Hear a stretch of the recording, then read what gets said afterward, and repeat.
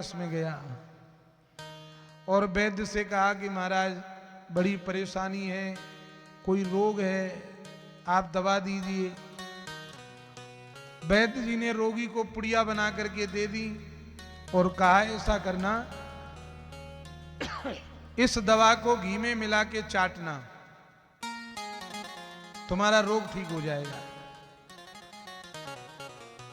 दवा लेकर के रोगी घर गया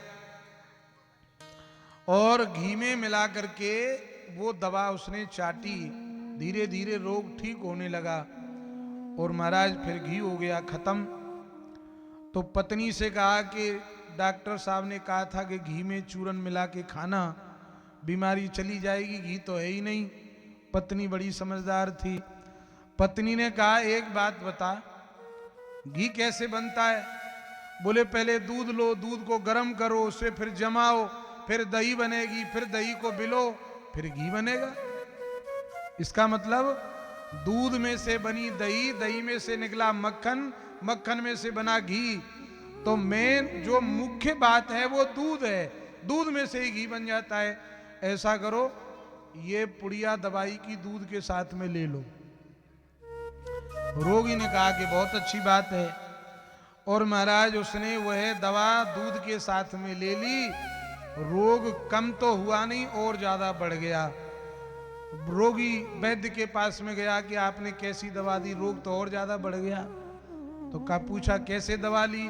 पहले तो मैंने ली घी में, और जब घी खत्म हो गया तो मेरी पत्नी ने कहा कि दूध में से ही तो घी निकलता है, तो वो दवा मैंने दूध के साथ में ले ली। वैद्य ने कहा कि भैया भले ही दूध में से घी निकलता है, लेकिन घी का गुण धर्म अलग है, दूध का गुण धर्म अलग है, दही का गुण धर्म अलग है।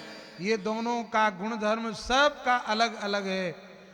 ठीक इसी प्रकार भले ही चारों वेदों में से संपूर्ण ग्रंथ निकले हैं, लेकिन जो भागवत महापुराण सुनकर के जिस व्यक्ति का कल्याण होगा, उतना कल्याण वेद शास्त्रों से भी संभव नहीं है। इसलिए यह भागवत महापुराण क्या है? बोले यह वेद रूपी कल्प वृक्ष का पका हुआ फल है।